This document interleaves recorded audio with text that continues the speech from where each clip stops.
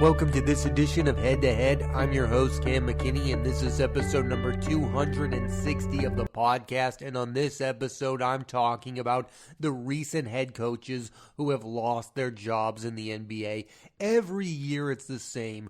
When a team underperforms in the regular or postseason, the first person to take the brunt of the blame and lose their jobs and be the scapegoats are the head coach. And this year is no different. There have been some good coaches let go. Nick Nurse, who won a ring with the Toronto Raptors in 2019 and was coach of the year in 2020. Mike Budenholzer was fired by the Bucks. He won a ring in 2021 and is a two-time winner of coach of the year. And the Suns are out on Monty Williams, who led them to the finals in 2021 and was coach of the year in 2022. And now recently you have Doc Rivers let go by the 76ers after blowing a 3-2 series lead against the Boston Celtics. In all 3 seasons with the Sixers, Rivers couldn't get past the second round of the playoffs. Rivers has been an NBA head coach for a long time, winning Coach of the Year in 2000 and winning a title back in 2008 with the Celtics. He's coached a lot of talent with the Clippers and Sixers and didn't get the job done when it came to the NBA playoffs. So the impossible question to ask here is, were these firings justified? Let's go case by case, starting with Nick Nurse. The Raptors were 41-41 this past regular season, which makes sense to me. They have some good players in Pascal Siakam and Fred VanVleet, but the heart of that championship core, Kyle Lowry, is gone. They need to rebuild the roster around Scotty Barnes and find out if they have a franchise player in him. Here's what head of basketball operations Masai Ujiri said about letting go of Nurse. Quote, "The decision to make a change like this is never arrived at early or taken lightly, especially when it comes to a person who has been an integral part of this franchise's most historic accomplishments and who has been a steady leader through some of our team's most challenging times. As we reflect on Nick's many successes, we thank him and his family, and we wish them the best in the future." This is an opportunity for us to reset, to refocus, to put into place the personnel and the players who will help us reach our goal of winning our next championship. To put more into context of this firing, the Toronto Raptors are firing a head coach who had a 227-163 record in 5 seasons, who made the postseason 3 times. In the case of Mike Budenholzer and the Bucks, it's always been the case that Budenholzer is an excellent head coach, winning in the regular season 55-plus games 4 times in his career with the Bucks and Heat, but has only 1 championship to show for it. The Bucks this season won 57 games, the best record in the NBA, but lost to the 8th-seeded Miami Heat in the first round. Should it matter? The Heat are now in the conference finals after beating the Bucks. I would say as a coach, he couldn't come up with a way to stop Butler at any moment, let alone an entire game, and that's on him. When you are coaching arguably the best player in the game today, in Giannis Antetokounmpo, there is pressure on you to succeed year in and year out. You cannot go down in the first round. This is a word that's used a lot when it comes to NBA head coaches: adjustments. What adjustments are made? We all know that Jimmy Butler is great in the postseason, but you have to adjust to that, and it didn't feel like Mike Budenholzer made any adjustments. Now, I think he would have kept his job if they had lost in a 7-game series, but the series only went 5 games. The strangest of these firings has to be Monty Williams, who is one of the most respected head coaches in the league. He was once fired by the Pelicans, and they got worse, not better, and he revitalized the Suns. I know expectations got super high after they got Kevin Durant, but by the end of the season, he could only rely on Durant and Devin Booker. I get it. Ending your season 2 years in a row with a blowout loss is bad, but I didn't view view Williams as the problem. This seems to be a move from the new owner of the team, Matt Ishbia, who Jokic made contact with during a postseason game. He apparently was not a big fan of Monty Williams. Now let's get to Doc Rivers. The 76ers firing Rivers is taking the easy way out. He's the obvious target due to his past failures in the playoffs and the fact that he's lost the most Game 7s, 10, in NBA history. But I ask you this, how is it his fault James Harden fails in the postseason time and time again? This is a team that needs more changes than just firing a head coach. I mean, we've all seen what's happened. They chose Tobias Harris over Jimmy Butler. That was a mistake. They drafted Markelle Fultz. They have Joel Embiid, but they are wasting his absolute best years. I look at that team talent-wise and do not think they are a team capable of winning an NBA championship. Tyrese Maxey is a very good player. Joel Embiid is an MVP. James Harden should be the third best player on a team nowadays, not the second best. It's also hard to blame the 76ers for letting go of Doc Rivers. I mean, it's right there to make him the scapegoat because of his past history of blowing these 3-1 series leads and now blowing another 3-2 series leads. You can either look yourself in the mirror and try to solve your problems, or you can blame this guy, and they took that route. I think it's the wrong route to go. I don't think it's going to work out for them, but this was their only option. They're not going to blame Joel Embiid for what happened in that series versus the Boston Celtics. They're not going to blame James Harden, who they still want to re-sign this offseason. The only target they had was Doc Rivers, so they took him out. And this is not something new. NBA teams have been firing good head coaches forever. The Denver Nuggets let go of George Karl right after he won Coach of the Year, and the same thing happened with Dwayne Casey and the Raptors. The Cleveland Cavaliers fired David Blatt half a season after he made the NBA Finals. What has happened is the person with the least amount of power on a basketball team is now the head coach. The players and the GM and, of course, ownership have all more power, and that wasn't always the case. You had all-time great coaches like Phil Jackson, Pat Riley, Jerry Sloan, and Greg Popovich, who is still, of course, coaching. These guys were the faces of their respective franchises, and the only modern coach I could say that about is Eric Spoelstra. He is the Miami Heat. He has coached there for a decade and a half.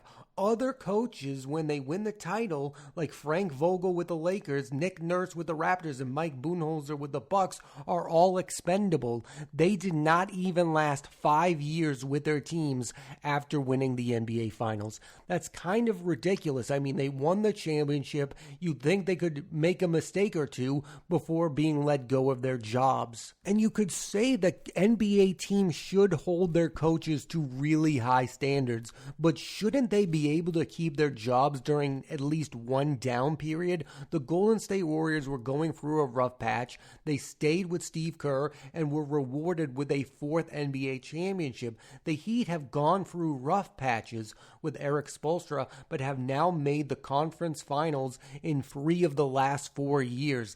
Those teams have benefited from the consistency of having the same coach year after year. And I'm someone who really is a fan of that model, that you pick that guy and you stick with him. I was a fan of the Dallas Mavericks keeping Rick Carlisle that entire time because I did believe that Rick Carlisle was one of the best head coaches in the entire NBA, and you don't get rid of him unless he is the problem, and of course he wasn't. The big factor in all this is, do these coaches get along with their star players? Because some of these guys don't want to be coached by the same guy for that long of a time. Look, Kevin Durant and Kyrie Irving handpicked Steve Nash to be their head coach. He had never coached before. They were done with him within 2 years. They didn't want him to be their head coach, even though he was the guy they handpicked. There is no job security anymore for these NBA head coaches. Mike Budenholzer won an NBA championship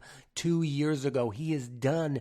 Yes, he lost in 5 games to an inferior opponent, but doesn't winning the NBA championship grant him anything when it comes to time to get things right? Yes, he made some mistakes in that series, like not letting Giannis guard Jimmy Butler, but is that enough for the guy to lose his job? I mean, the Milwaukee Bucks are not one of the best franchises in all of basketball. They weren't really winning a lot before Mike Budenholzer was there. They went through the Jason Kidd thing. It didn't work out there. He wasn't getting the best out of Giannis, but Mike Budenholzer really is the guy who developed Giannis Antetokounmpo into a multiple-time MVP and Defensive Player of the Year. He is the guy who was there for all of that. I don't think you should just pick a head coach you want there for the good times. I think it's easier to be the head coach of the Golden State Warriors during the dynasty or the Miami Heat when they had the big three of LeBron, Chris Bosh, and Dwayne Wade. What was tough was when Eric Spoelstra and Steve Kerr had to rebuild those organizations to a certain extent. I mean, Eric Spoelstra went through a down period where he lost all three of his stars. Now, yes, he got lucky and he got another star in Jimmy Butler, but he's also developed so many players over the years. Bam Adebayo, Tyler Hero. These were not guys who were supposed to be as good as they are right now. Nick Nurse is an interesting case because he walked into the perfect situation with the Toronto Raptors. He was coaching Kawhi Leonard and they won the championship and it was great, but he also had success after Kawhi left. He had Pascal Siakam. They were a really good team. They still had Kyle Lowry. They were a really good regular season team. I would just think if you're the Toronto Raptors, who's going to be better for your future than Nick Nurse? And maybe this was both sides wanting to end things, but I think Nick Nurse is a very good basketball coach. I want to talk about where these coaches should coach next. I want to start with Doc Rivers. I think the perfect team for Doc Rivers is the Detroit Pistons. Doc Rivers needs to go to a place where there is absolutely no pressure to succeed in the postseason.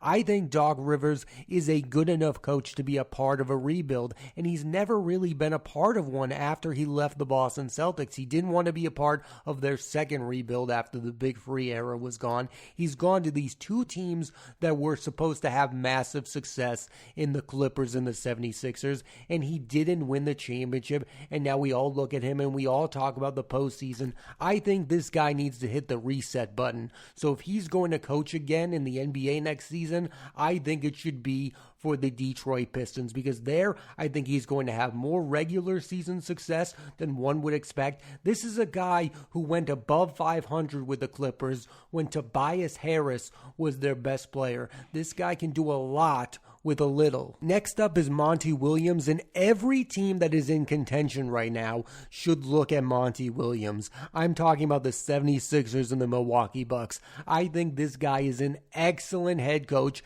His players really like him. He got the best out of Chris Paul, even though he was an aging player. I really love Monty Williams as a head coach. No team has ever done better after letting go of Monty Williams. I think the Suns are going to seriously regret letting go of Monty Williams, and Joel Embiid and the 76ers would have a lot of success with Monty Williams at the helm. The Raptors, Pistons, and Sixers should all be in on Mike Budenholzer. I think he's an excellent head coach. He wins a lot of regular season games. I think he would do a good job with Joel Embiid. He just coached Giannis to 2 MVPs and Defensive Player of the Year.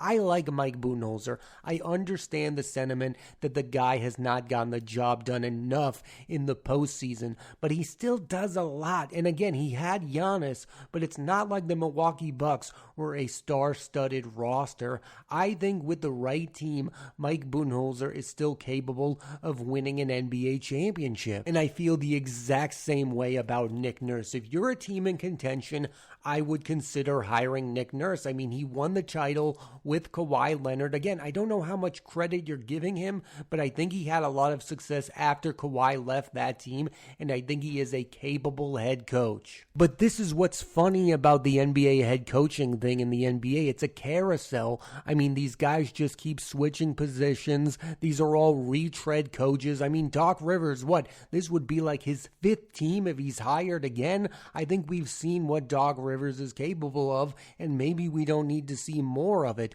Mike Budenholzer, we know the Mike Budenholzer experience.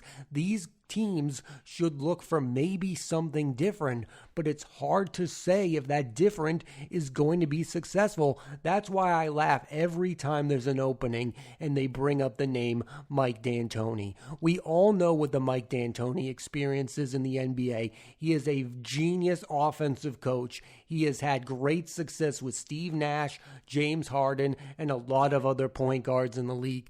But is he capable of his team playing enough defense for him to win an NBA title? And the answer is absolutely not. His fast pace of play is only going to get you so far. I mean, it only got so far with Carmelo Anthony and the New York Knicks. It only got so far with Steve Nash and the Phoenix Suns. And it only got so far with James Harden and the Houston Rockets. He's an excellent head coach, but we know the Mike D'Antoni experience, and we know how that book will end. These teams that think they are a championship coach away from winning have to look at different options. The Milwaukee Bucks have to look outside the box, and so do the Philadelphia 76ers, because I don't think just another retread hire is going to make any difference when it comes to their championship aspirations. Eric Spoelstra came out of nowhere, and Steve Kerr got hired off of a TB job. That's why I find it funny when everyone was making fun of the fact that J.J. Redick, an ESPN analyst, was getting interviewed for a head coaching job. I understand why that team would look into hiring J.J. Redick because of Steve Kerr. Mark Jackson is another guy they bring up. He's on TV. I would not hire Mark Jackson. I mean, he's the guy who didn't win a title with Steph Curry, Klay Thompson, and Draymond Green, but that's just me. One of the reasons that these teams continue to hire retread head coaches is because a team like the Bucks, there's a lot of pressure there. I mean, whoever gets this job is supposed to take them to the NBA Finals. That's why you hear names like Scott Brooks. Scott Brooks had a lot of success with the Oklahoma City Thunder. He led them to the NBA Finals with Kevin Durant, Russell Westbrook, and James Harden. I think he's a good head coach. He wasn't very good with Washington, although he had John Wall some of the time. He had Bradley Beal some of the time. Other names you hear about when it comes to these coaching hires are like Golden State Warriors assistant coach Kenny Atkinson, who was coach of the Brooklyn Nets. I really like that guy. I thought he was really good with the Nets, and he got unjustly fired because Kevin Durant didn't want to be coached by him. What I find interesting is you never hear about college coaches getting NBA jobs anymore, even though guys like Billy Donovan and Brad Stevens did and do have success in the NBA. Like, why aren't these teams calling these really good college coaches? And instead you have to hear about Tyronn Lue wanting out of the Clippers. I mean, Tyronn Lue won an NBA championship because of LeBron James. He hasn't done very well in LA. I understand his situation and why he might be frustrated with the lack of playing when it comes to Kawhi Leonard and Paul George, but I don't think Tyronn Lue is the answer for the Milwaukee Bucks. Tyronn Lue is not a better head coach than Mike Budenholzer. He's just a different head coach. And that's one of the biggest reasons I have issues with these firings. They're just to bring in a different voice. They're just for you to blame this person for that season. Mike Budenholzer did not do a bad job with the Milwaukee Bucks, but the Milwaukee Bucks needed to blame someone for what happened this postseason. The same for Monty Williams. I mean, the reason the Suns were able to fire him and maybe justify it is because they had 2 straight years where the last game of the season they lost by 25 plus points. NBA head coaches are the first to go because you can't fire players, nor do these teams want to do that. And I really believe that if the superstars on these teams like Giannis wanted these men to still coach them, it would have happened. I'll answer my question from the beginning. Are these firings justified? Only if these teams pick the right coaching candidates and go further in the postseason, but one of them at the very least is going to learn that the grass isn't always greener. And I think it might be the Milwaukee Bucks. Like, I just don't see somebody getting more out of Giannis than Mike Budenholzer was able to do. I like the idea of Budenholzer being the long-term head coach of the Milwaukee Bucks, and I think he earned proved that right by winning the NBA Finals. I mean, the second best player on that team was Chris Middleton. He's been injury riddled. I would have given Mike Budenholzer another chance to do his best work with the Bucks. I think the Bucks were a team that needed to go through something. They needed to change their roster up. They didn't need to change their head coach. I really like Drew Holiday. I really like Giannis. Everyone else on that team, I have some questions about. Brook Lopez is at the end of the line, and Mike Budenholzer was able to get the absolute best out of him. These coaches, Budenholzer, Williams, Nurse, and possibly even Doc Rivers, are going to get another chance, and some of them are going to prove to the teams that let them go they made a massive, massive mistake. And I think that's specifically going to happen for Monty Williams and Mike Budenholzer. I think the Bucks and Suns are at the end of the day going to regret letting go of these head coaches. Thanks for listening to this edition of Head to Head. I'm Cam McKinney, and there'll be a new episode of the podcast every Monday on Apple Podcasts and Spotify, so please rate, review, and subscribe.